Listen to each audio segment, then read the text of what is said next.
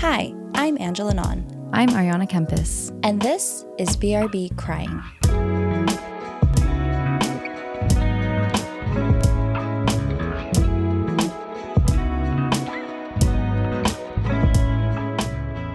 Hello, everyone. Welcome back to BRB Crying. I'm Ariana, also known as Arns. And I'm Angela, also known as Nins. And welcome to the holiday season.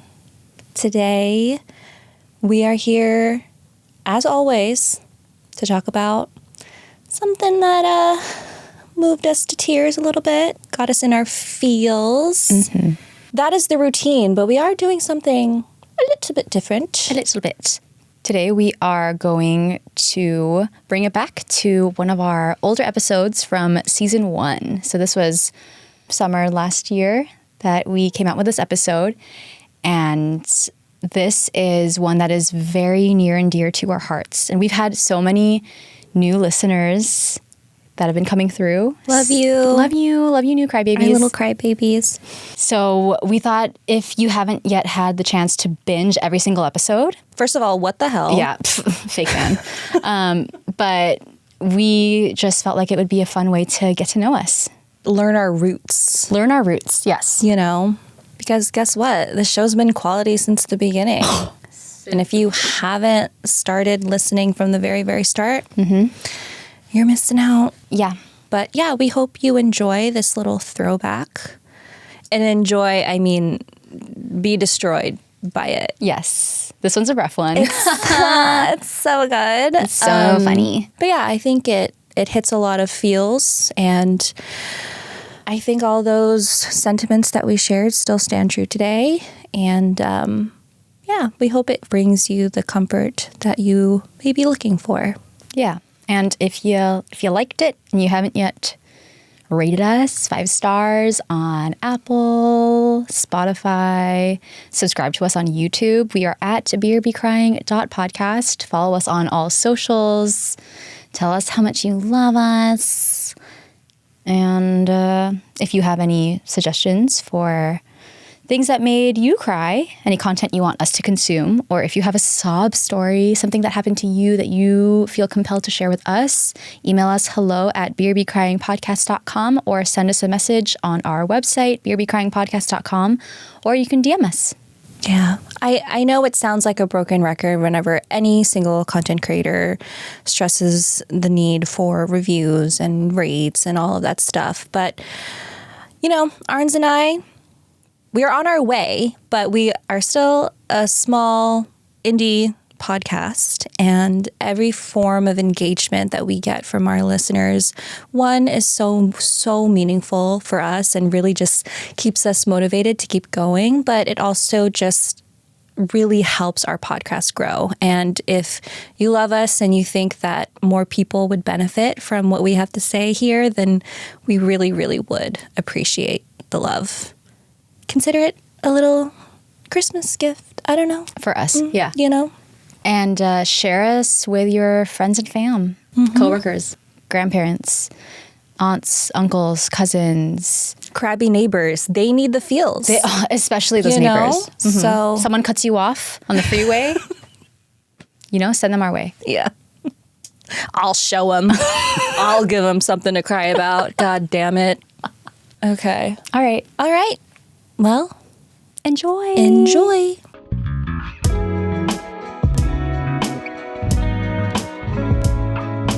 Shall I start us off? Are you starting today? Yeah, you are starting today. I am. All right. I have the honor of starting us off today. Fuck me up. Oh, I will fuck you up. No, Okay. Heavy one today? Heavy one. Okay. Yeah. All right. Can you preemptively hand me some tissues? Oh. It's one of those. For sure. So, I feel like I shouldn't sound so excited to get into this. I'm nervous. Full disclosure, my heart is pounding right now. Really? I have never... It's okay. Why are you saying that? You'll get through it, and then we will take a really long break. Okay. All right. If we need to. Okay. This was level 10 cry. Oh, wow. many, many times. Episode 10, level 10? Episode 10, level 10. Oh, We're shit. doing this. Yeah. Okay. Yeah. Level 10 cry. Really, really big. Cried many, many times about this. Will probably cry my way through this episode. Okay. I don't know why I'm so nervous. It's hard. Oh my God, please. Oh, it's actually really easy. So I'm just going to crawl up. okay. I'm going to read my segment like this. Sure. Should I just not look at you? Yeah, maybe turn around. Okay. Maybe go in the other room. Maybe leave. Okay. So today I'm going to talk about my puppy Cosmo. Ooh. Well, I'm already crying. Yes. All right. So to our dear listeners, I had a little puppy named Cosmo, and he passed 6 months ago. And he was my dog for more than half my life. So this was a really big one. And I honestly, I thought I was going to talk about this sooner, but I wasn't ready. I had written out a bunch of stuff and I was like, this doesn't feel right yet. I don't think I can do this yet, but the time has come. So I guess I'll start off from the beginning. All right. February 2008. We got the Hollister. We got the Abercrombie. Lay that fucking scene. We got the belts, the braid over the shirt. Oh, the braided belts over the shirt. You got the lace tank top, the belts over it. So February 2008, we had a dog.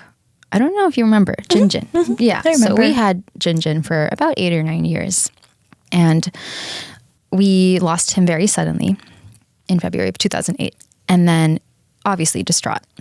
We swore we wouldn't get another dog for a really long time, if ever at all. I was like, I don't want a dog anymore. Lo and behold, 2 months later, April 2008, I was having a very cool high school party. Do you remember this? Oh, yeah. I absolutely remember this. I wasn't sure if you would remember. Yeah. Very, very cool high school party. During the daytime, obviously. Mm-hmm. Zero alcohol. Oh. Ew. Gross. Super cool.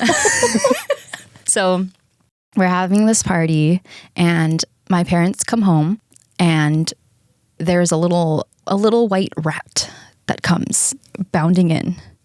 And I mean, he's like zooming all over the fucking house. And I'm like, what the fuck is that? I'm pretty sure like I literally was like, what the fuck is that? And my mom was like, oh, his owner couldn't take care of him anymore. And Pop just couldn't resist. And I was like, after we said we weren't going to get another dog, we have another dog. So yeah, that party was very chaotic because he was just running all over the place. Didn't know where he was, didn't know who anyone was. And they said his birthday was July 3rd, 2007. But there's no way because that puppy was like, he was like 4 pounds. He was tiny. I was like, he's probably 2 or 3 months old. He was really, really small. I guess his prior owner had just gotten him, had a back surgery, couldn't take care of him anymore. And so I don't even know if we knew his name. We had to give him a name because he was that young. But so the chaos of my very cool high school party clears out and we're left alone with this dog. And I swear to God, he takes one look at me and like locks eyes with me. And those eyes tell me, you are my person and I'm your dog. And for the next 16 years, I'm going to latch onto you with every ounce of my being. And I'm going to be the clingiest, most anxious dog you've ever fucking met. And I'm going to do like crazy things. Like I'm going to look you dead in the eye while I pee on the couch, just like out of spite. But I will also rest most easily in your arms. And you will be my home. And my love and devotion to you will be so clear that when I go, I will shatter your heart into a million pieces. And for the rest of your life, you will have this Cosmo-shaped hole. But somehow you won't regret any minute of it. And I will teach you one of the greatest lessons about love in this lifetime. And that night he slept with me because he chose me, and he slept on my pillow, on my head. I slept for maybe like 2 hours. It was one of the worst nights of my life. Really set the tone for what the rest of my life with this dog was going to look like. For the next 16 years, Cosmo ruled our lives, as you know. I don't know if you ever see those jokes about how Asian families always have a crusty little white dog. Dude, add me to that fucking roster. Yeah. And they're always 70 years old. They're always super old and always really annoying, they're cute, but white turned off-white. Yes.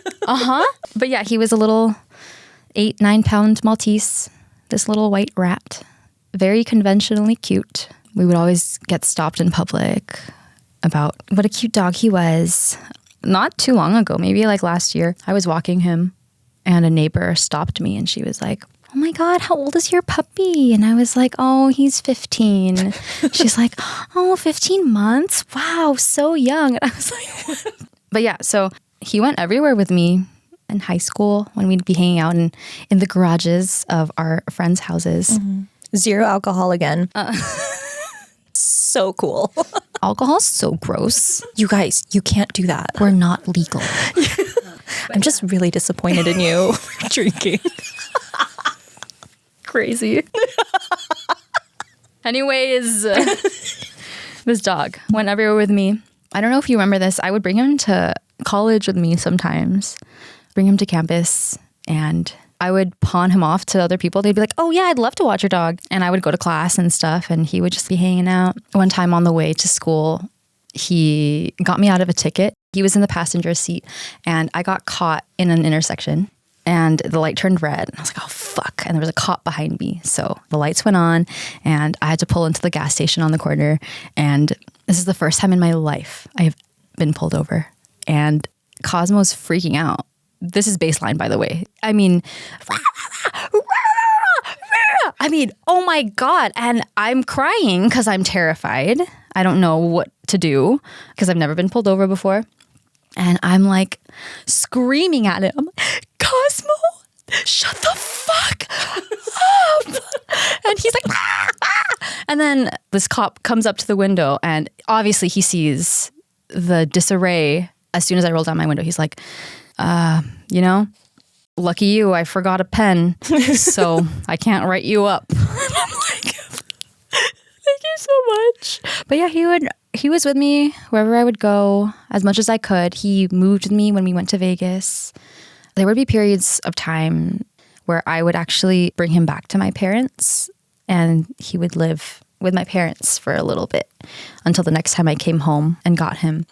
And I was kind of like this helicopter mom. I would call my parents every day, not to talk to them, but to be like, "What are you feeding him? Are you walking him? Blah, blah." I'm like, "Oh, we were too tired to walk him." And I'm like, "You have to walk him, blah, blah." But yeah, just constantly concerned when I was away from him, kind of like just having a kid. And I think I just really prided myself on taking good care of him. I always told myself, my next dog, I'm going to take such good care of him that he's never going to run away from me. Because our other dogs, because we never walked them, whenever we'd open the front door, they would fucking bolt out and go missing for an hour. And it happened multiple times. And I was like, this isn't normal that our dog wants to leave. And so I was like, I hope my next dog, And he always came back. There was one time when we were in Vegas where we would leave the door open and we'd put up a little doggy gate so he couldn't actually leave the balcony area. But he got out one day and he literally bounded down the steps by himself. And it took a while for us to realize oh my God, he's missing. So then we were running around the whole apartment complex looking for him. When we finally found him 20 minutes later, he was walking himself. He was just just on our little route. Just peeing and stuff. And he didn't, when he saw us, he didn't run away. "Oh no, you caught me." It was "Oh, hey." He just kind of kept going and we're "Dude, what the, you can't fucking do that." Yeah. that was one of those moments where I was like, wow, like I take good fucking care of this dog because he feels safe and he comes back. And so when I was pregnant, it started to get hard for me to take care of him. I got pregnant around the same time we moved into our tiny house.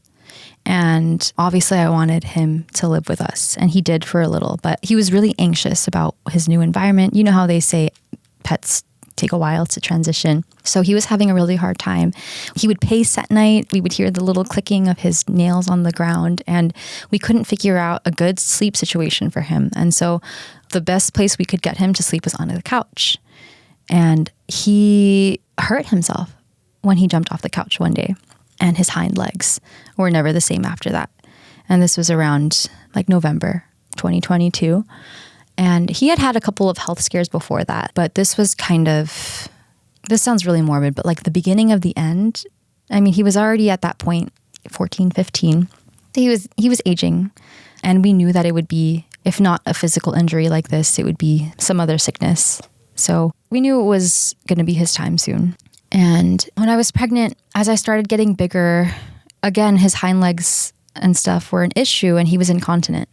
So I was having a really hard time cleaning up after him. I mean, it was constant. And I told my parents, I was like, dude, I feel awful and I feel so guilty, but I can't really take care of him right now. It's painful for me.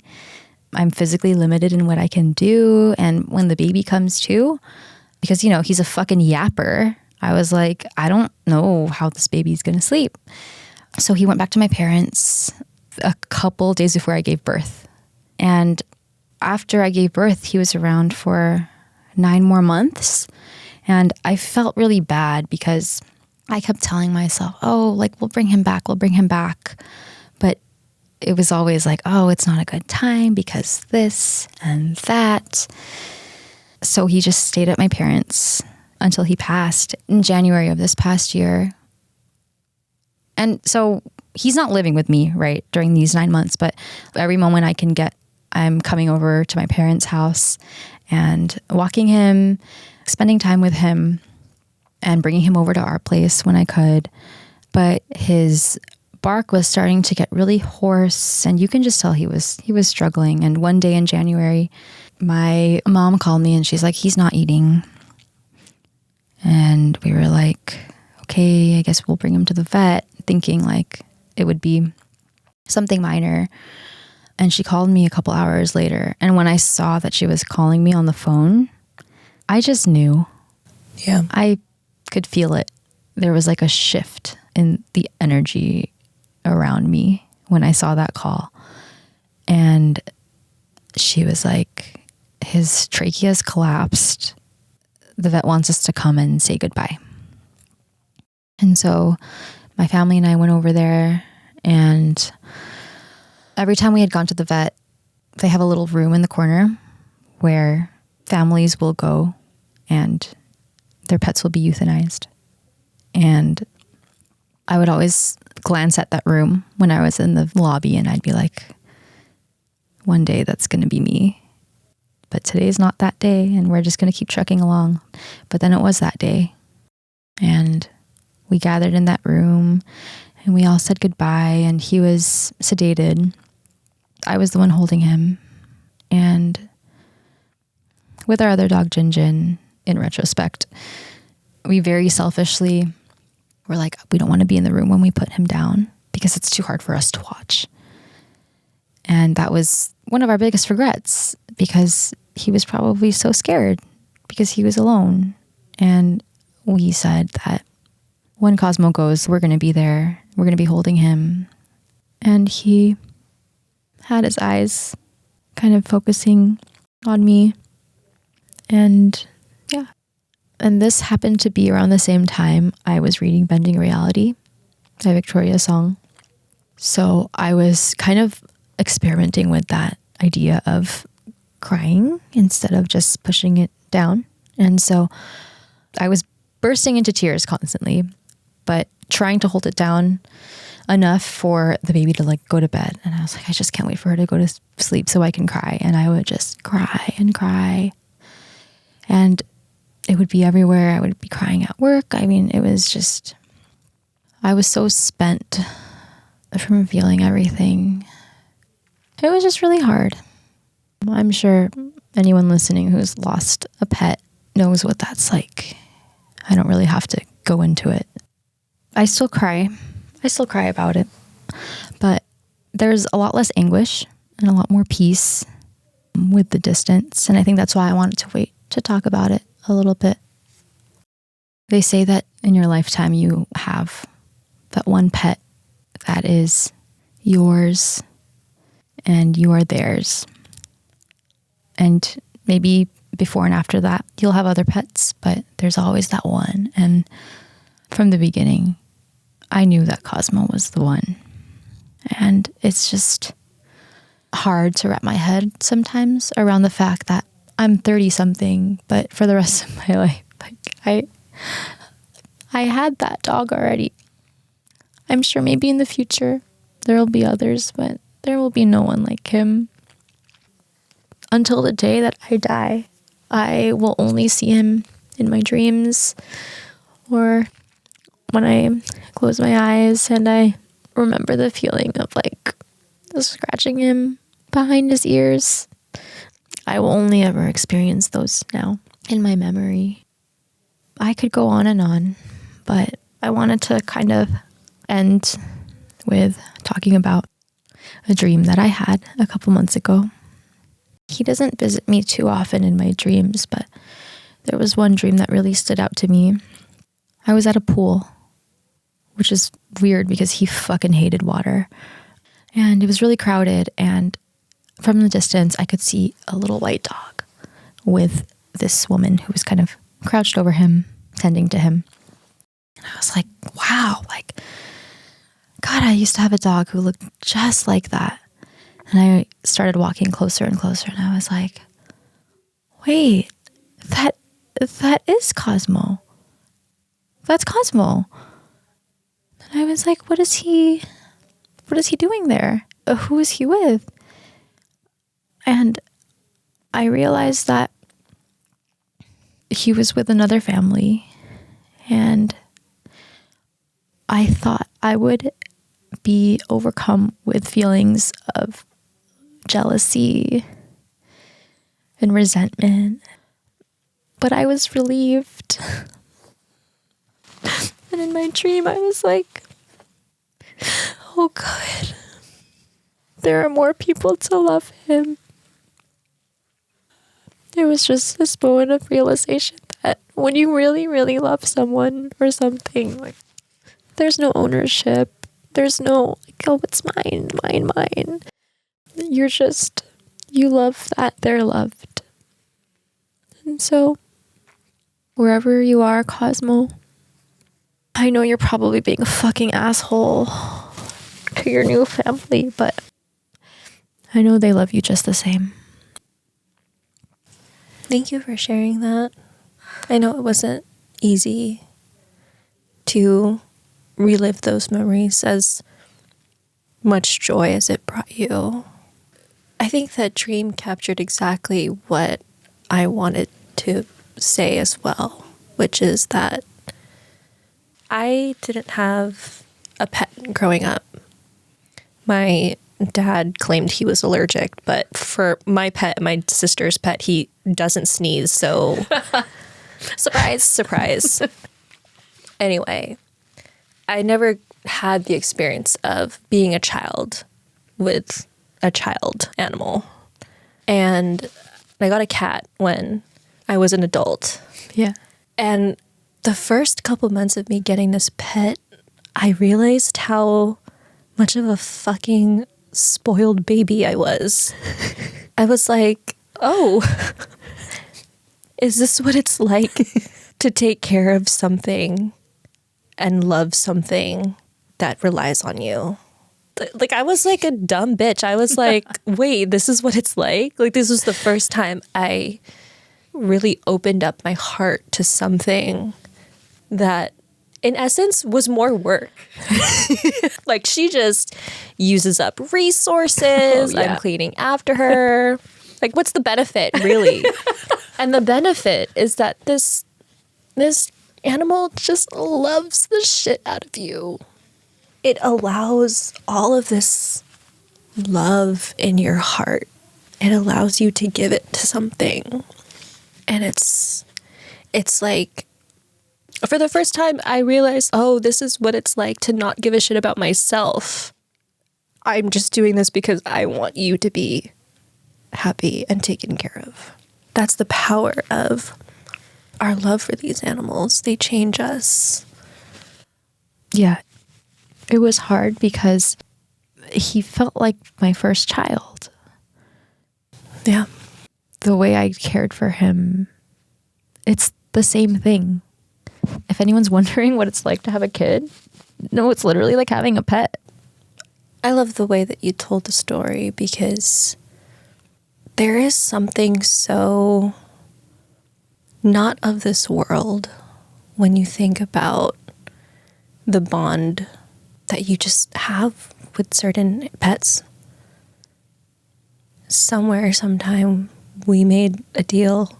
Hey, we're going to be each other's. I think that all the time when I look at Mare. Hey, you picked me, huh? That dog fucking picked the shit out of you for sure. It was too much. It's like, we get it. Truly.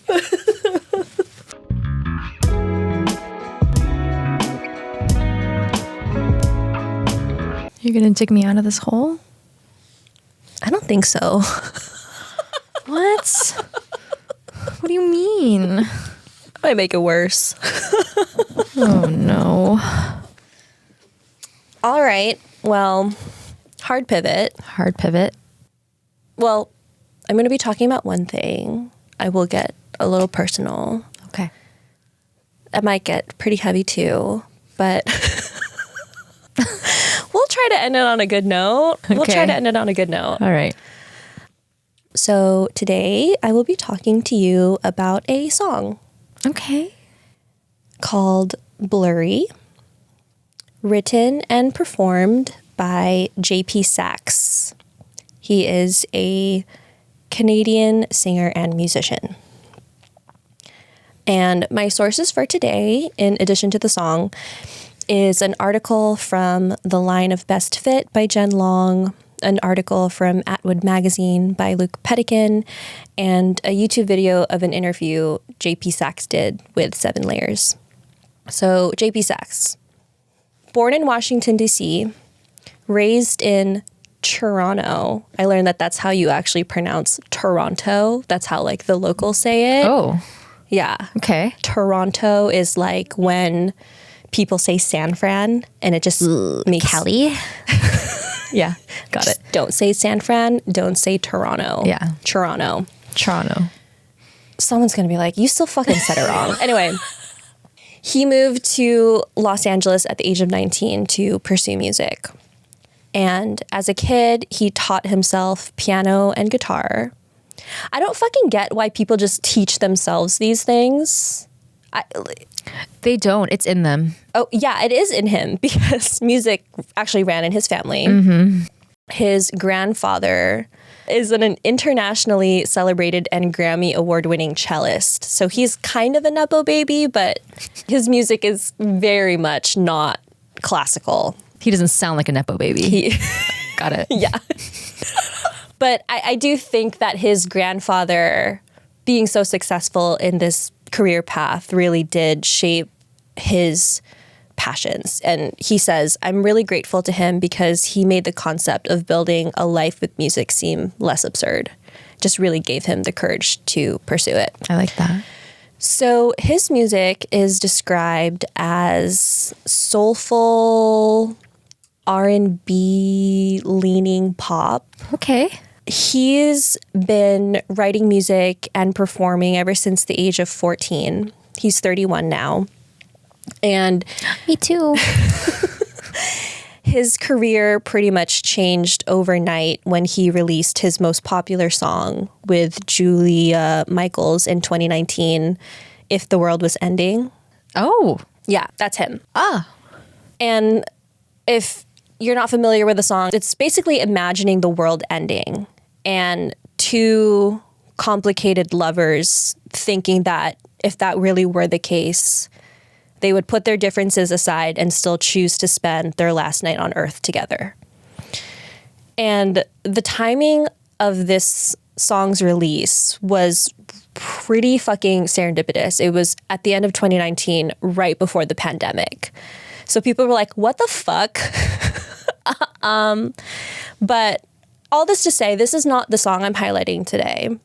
I just wanted to spend a little bit of time on it because I think it really speaks to JP Saxe's storytelling and the significance he places on crafting a song in its entirety. Melody, vocals, instruments, and most importantly, the lyrics themselves.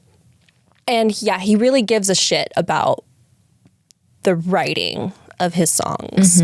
And in fact, when he moved to LA, he would go to a lot of open mics and he became friends with a lot of poets.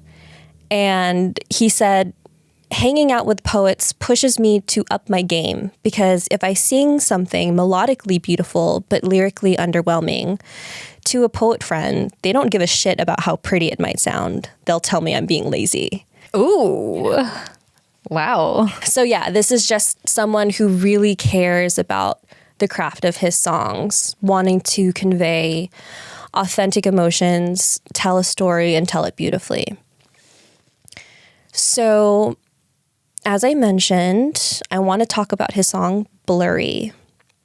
And to be so fucking for real, this song was released in 2018, right before his career really catapulted into fame. So I really wasn't able to find any clips really or any interviews where he talked about the song at length and talked about his inspirations and blah, blah, blah, blah, blah.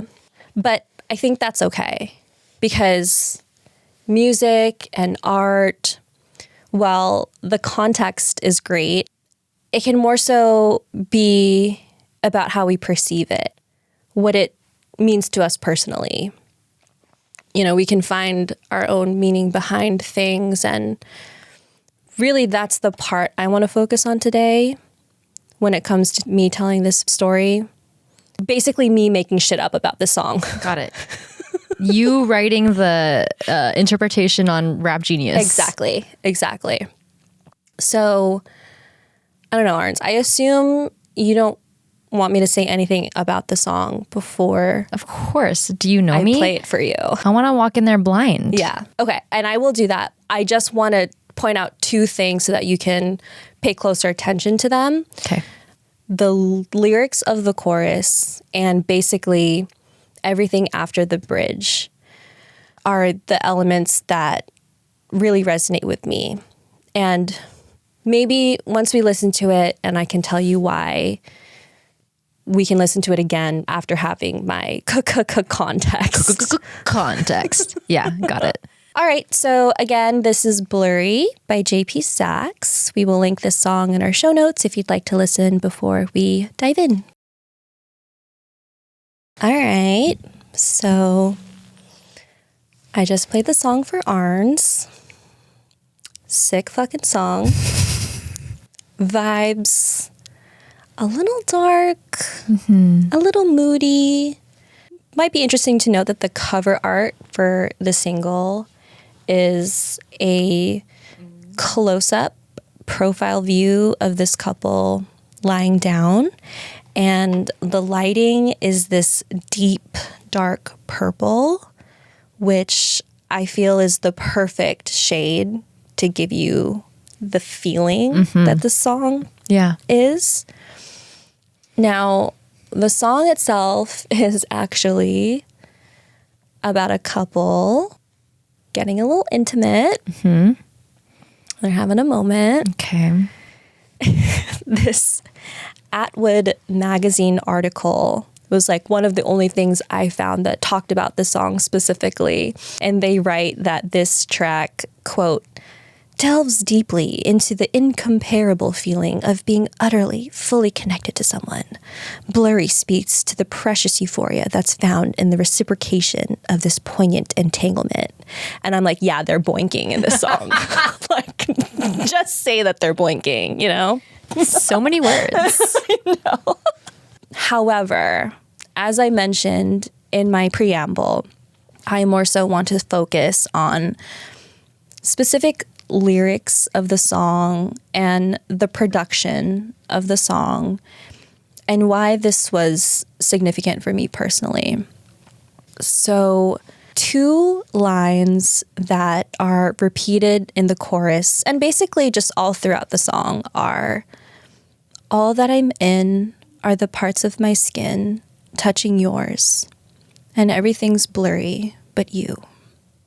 And I really love the imagery of looking at the world, at your life, and having it not make any sense, and feeling really lost and confused.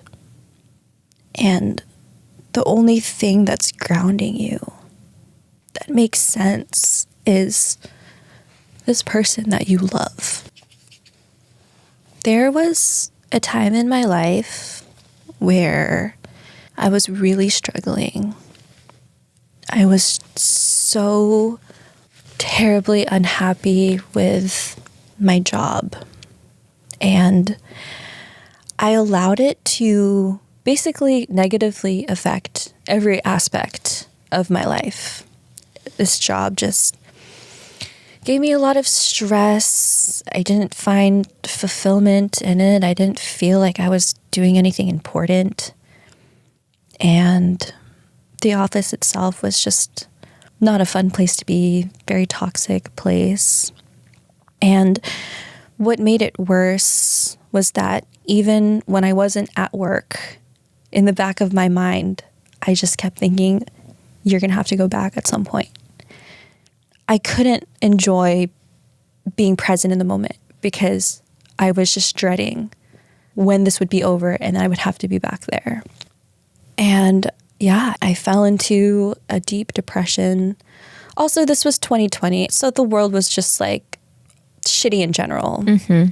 And every morning when I got ready for work and was about to walk out the door, I would kiss Lou, my partner at the time, my now husband, and I would always linger a little bit longer, just fighting back tears and just making our goodbye last longer so I wouldn't have to leave. Or, you remember this, I would do stupid shit like fantasize getting sick or like Yes. getting into a minor car accident so I could call out of work. Just a very unhealthy That's thought. when I knew. I was like, oh, this is not. Yeah.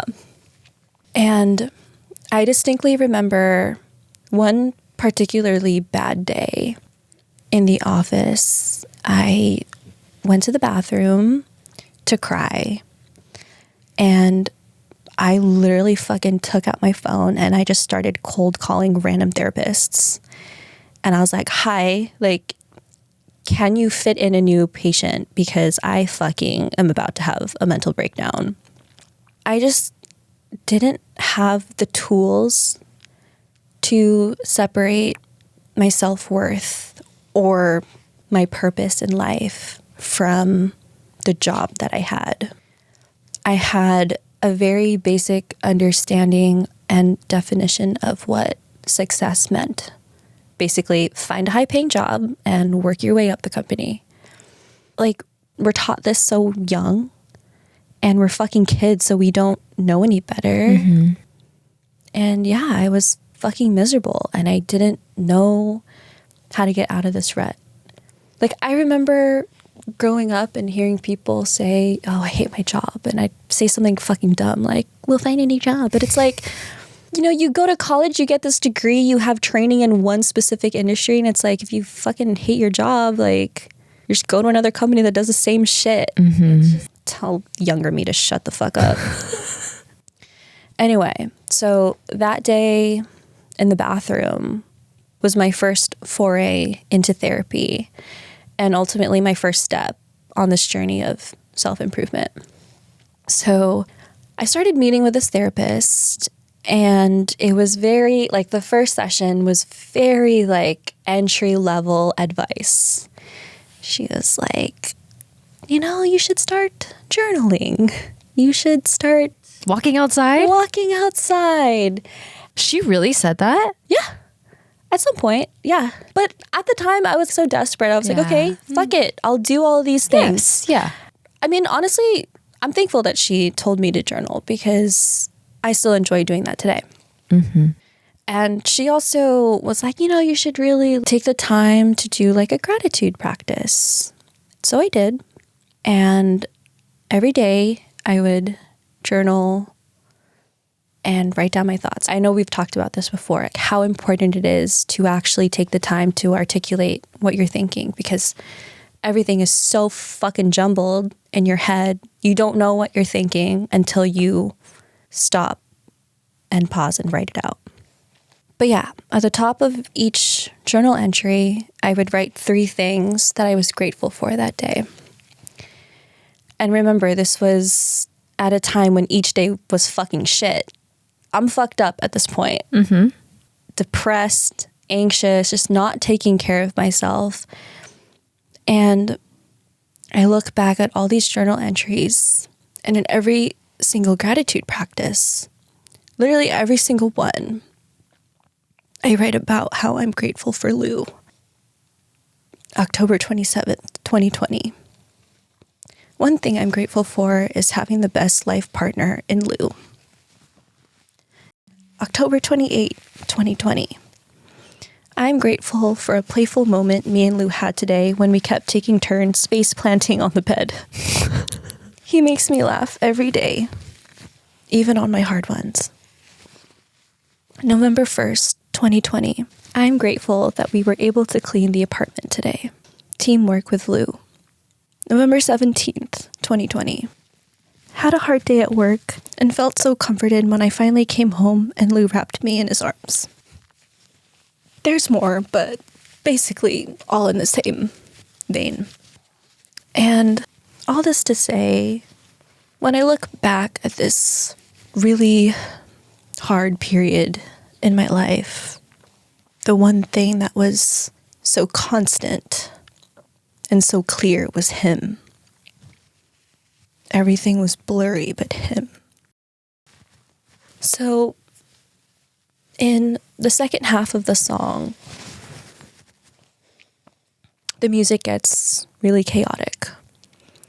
There's kind of like this jazzy piano solo that turns into an electric guitar riff. And honestly, the riff, to me, it always sounds like someone's wailing, like someone's in pain. And in the background of the guitar riff, there's all these echoey sounds and deep bass, reverbs. It's a lot of noise, essentially. And it's all building up to this very full outro. And all of this musical chaos, all of this blurriness, one thing that is consistently clear is JP Saxe singing over and over again. Everything's blurry but you. You get it? Like, Yeah, I think so. so yeah, I love this song because it always brings me back to this revelation, what this partnership has brought into my life. And dear listener, I know that our lives could very well look vastly different. And I hope that me sharing the story isn't coming off as an annoying brag about how my relationship with my partner is so perfect, because it's not. It's not. But I think we can all relate to and find beauty in the idea of life just being a big old blur. And then recognizing that one thing that keeps you grounded. And it doesn't necessarily have to be a romantic partner. Maybe it's a job. Maybe you fucking love your job. Who knows? Yeah. Maybe it's a child or a sweet puppy, or maybe it's your dreams and pursuing them. Whatever it is, I hope that we can all take a moment to just stop and feel that gratitude for that thing that in all of the blurriness is still really clear. So, yeah, that may not have been the direct message that JP Saxe intended when he wrote this song, but that is my takeaway and why it always moves me to tears when I listen to it. And I think that's fine. I think that he wouldn't mind. Music is supposed to connect us in more than one way. Thanks for sharing. I love when you share these tender moments about your life with Lou, because even as your best friend, I don't see that. I don't see the struggling in private the way he does. And on the other end of it, I don't often see the tenderness on his part. I only see the silliness. Yeah, for those of you that don't know my husband, he's a complete fucking clown. The relentless jokes.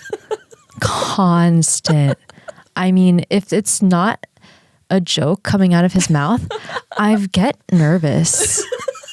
Because I'm like, something's wrong. Something is amiss. So when you share this, as much as I know and love Lou, it adds even more shape to my idea of him. To be clear, Arns has known my husband longer than I've known him. So Only by like 2 years. Like 2005. but it's something that we have kept coming back to over and over again for all of these episodes. It's like there's so much more to everyone. Literally, episode 1, you talked about Uncle Iroh and Ove and Iroh. Uva. Uva. Yeah. I was like Jiro, but that's Jiro Dreams of Sushi. I mean, but yeah, you know, it's like there's a lot that we don't always show the world, but that doesn't mean that it's there. I mean, I know that you were aware of how hard it was for me at the time, but I probably was like, oh yeah, I fucking hate my job right now, but you know, didn't really let people into where my head was really at. Mm-hmm.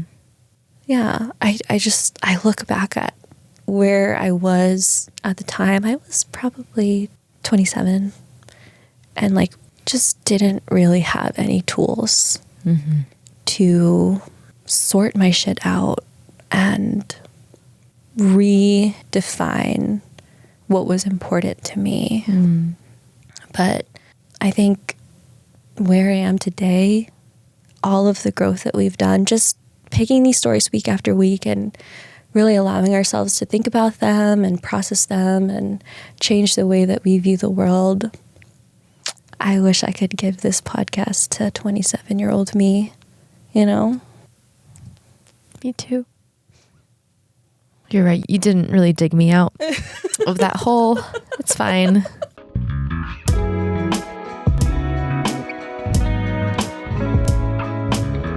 Well, did you cry or not? Still heavy. Still heavy. Still fucking hits, though. Thank you for listening. As always, thank you for lending us your ears. We hope you have felt something. Hope you feel moved. That's what we fucking got today. That's all we fucking got. See you mid-January. Oh, are we going to still be in Capricorn season? We have to be still in Capricorn season. We'll make sure. Okay. We'll make sure of it. It's the best time of year, January. I wonder why. It's her birthday. All right. Well, thank you to all of our listeners. We hope that you end the year soft and comforted and healed and ready for whatever the new year has to bring. Beautiful. Thank you. We are going to finish off the year soft ourselves. We are. And then we'll come back. Mid-Jan. Mid-Janish. Mid-Janish. But until then, BRB, crying.